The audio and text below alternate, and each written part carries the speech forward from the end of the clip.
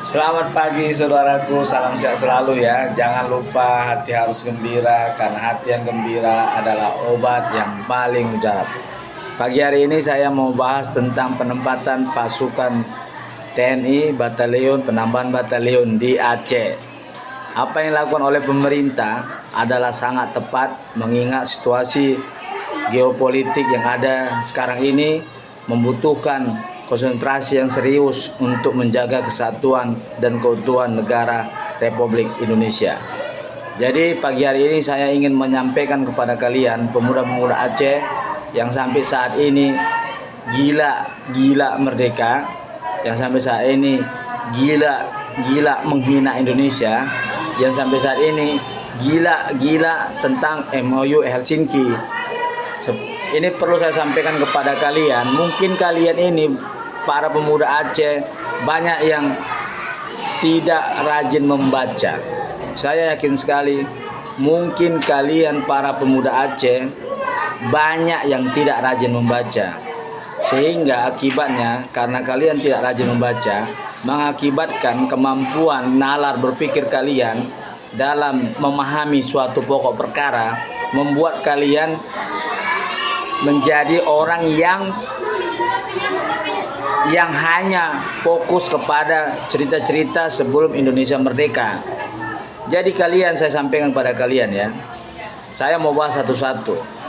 Kemerdekaan Indonesia itu diperoleh dengan pertumpahan darah, ya, perjuangan bertahun-tahun, bukan main-main. Jadi dasar didirinya negara Republik Indonesia itu dasarnya sangat kuat.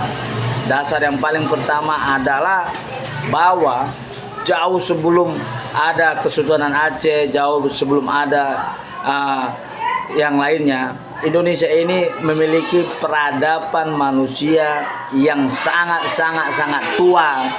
Artinya di bumi Nusantara ini sudah ada peradaban manusia, dan beberapa kerajaan di Nusantara ini sudah sangat terkenal zaman dahulu pada abad ke-11, 12, 13, 14. Itu ada sampai wilayah sampai ke, dan cerita ini diakuin oleh dunia internasional ya. Jadi kemerdekaan Indonesia itu diakui dunia internasional dan menjadi anggota PBB, dan wilayahnya adalah seluruh wilayah jajahan Belanda. Makanya Aceh itu masuk menjadi negara kesatuan Republik Indonesia karena merupakan bagian daripada jajahan Belanda. Dan kalian jangan lupa itu. Jadi Aceh itu kan kumpulan dari bangsa-bangsa pendatang, bangsa Arab, bangsa Cina, bangsa Eropa, dan bangsa India. Perbedaan antara Indonesia dengan Malaysia itu sangat jauh berbeda, terutama di dalam menyatukan perbedaan yang ada di Indonesia ini. Kita lihat sekarang ya, kalau kalian pergi ke Malaysia, itu kalau kalian pergi ke Ipoh, kota Ipoh, itu sangat kental sekali bangsa Cina, yang dimana bangsa Cina yang ada di Ipoh itu banyak yang tidak lancar bahasa Melayu, yang mana bangsa Cina yang ada di Ipoh itu banyak tidak memahami tentang budaya Melayu di sana. Di Pineng lagi, kalau pergi ke Pineng ya, di Pineng lebih parah lagi ya, dan bangsa India pun ada juga seperti itu. Jadi di Malaysia itu mereka itu merdeka itu pada tahun 1957 kalau saya tidak salah. 1957 mereka merdeka. Mereka itu merdeka karena pemberian hadiah dari Inggris, dan konsep merdeka mereka bukan konsep asimilasi, tapi konsep mereka adalah konsep integrasi. Sehingga kalau kau pergi sekarang ini ke Malaysia, sangat banyak kalian jumpai bangsa Cina, bangsa India tidak lancar dalam berbahasa Malaysia. Sangat banyak kalian lihat bangsa Cina, bangsa India tidak mengetahui budaya Melayu. Dan sangat banyak kalian ketahui bangsa Cina dan bangsa India tidak menggunakan nama bangsa Malaysia. Jadi mereka tetap dengan identitasnya. Kenapa? Karena jauh-jauh sebelumnya bangsa-bangsa Cina itu, Melayu itu sudah dibawa Inggris di situ untuk melakukan kegiatan, ada yang bertani, ada berdagang. Dan apabila mereka tidak mengikuti dan tidak diakuin kebangsaannya, mungkin bangsa Cina, bangsa India yang di Malaysia kemarin tidak akan mau membuat negara Malaysia. Kita lihat Singapura begitu kemarin dilepas sama Malaysia. Mereka menjadi suatu negara. Jadi bicara tentang Indonesia, saya hanya menyampaikan kepada kalian ya, suku Aceh ya. Indonesia ini beda. Ketika Indonesia merdeka ya pada tanggal 17 Agustus 1945, Presiden Soekarno memaksakan seluruh bangsa-bangsa pendatang yang ada ke bumi Nusantara ini. Siapa itu bangsa-bangsa pendatang?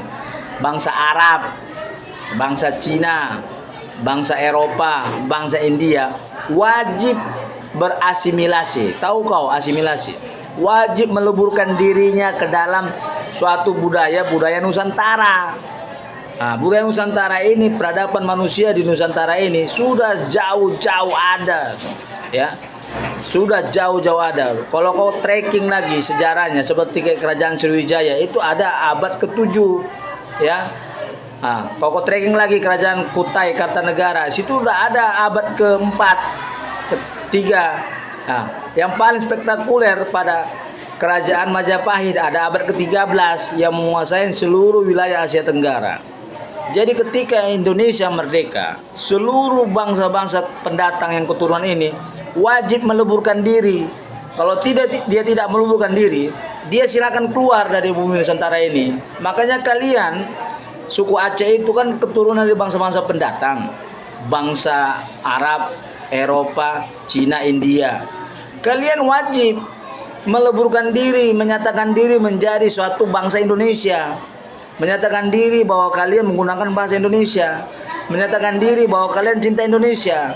Kalau kalian pemuda-pemuda Aceh sekarang ini menghina Indonesia, ya, mengatakan Indonesia penjajah, mengatakan Indonesia yang tidak benar, ya, kalian silakan keluar dari negara ini.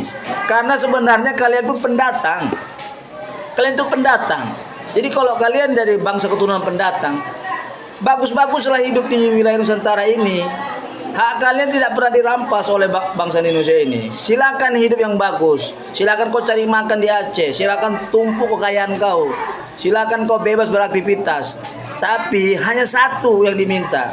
Jangan hina Indonesia. Jangan bilang Indonesia penjajah. Jangan kau minta merdeka.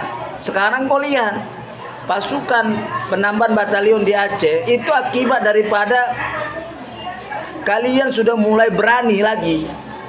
Pada masa tsunami kalian hancur lebur, hampir musnah. Kalian kan diam. Mana ada kalian ribut-ribut. Sekarang ini kalian tahun belakang ini di TikTok, di mana-mana, di PBB berani kalian. Ya, karena ulah kalianlah ditempatkan penambahan pasukan batalion tersebut. Itu. Jadi kau cerita tentang MOU Helsinki. Ini aku kasih tahu kau ya. Ya, saya kasih tahu kalian semua pemuda Aceh yang gila-gila MOU Helsinki ya. Dasar ditatanganinya MOU Helsinki itu adalah dasar kemanusiaan yang harus ditegakkan untuk menyelamatkan kalian yang hampir punah. Ya, bukan berarti MOU Helsinki itu membuat jadi pemerintah Indonesia takut mengirim pasukan di situ. Bukan berarti MOU Helsinki itu membuat pemerintah Indonesia tidak berdaulat di wilayah Aceh. Kok gila kau? Apalah MOU Helsinki? Apa kekuatannya rupanya? Jangankan MOU Helsinki, MOU PBB aja kalau seandainya mengganggu kedaulatan Republik Indonesia, dilanggar, wajib dilanggar. Kau paham itu, apalagi hanya MOU Helsinki. MOU PBB aja kalau seandainya mengganggu kedaulatan negara kesatuan Republik Indonesia, Indonesia wajib. Jadi seperti itu konsepnya. Jadi kalian yang masih membenci Indonesia, masyarakat Aceh, pemuda Aceh yang menghina Indonesia, kalian jangan banyak cakap. Kalian jangan banyak congor. Jangan terlalu banyak cakap. Jadi laki-laki itu harus jantan. Kalian laki-laki pemuda Aceh yang menghina Indonesia, yang menjelekkan Indonesia, yang mengatakan Indonesia penjajah, kalian jadi laki-laki angkat senjata, lawan itu TNI. Itu baru laki-laki, bukan congor-congor kalian di TikTok. Salam sehat dari saya, Trinop Senturi, Ketua Yayasan Kemajuan Bangsa. Merdeka!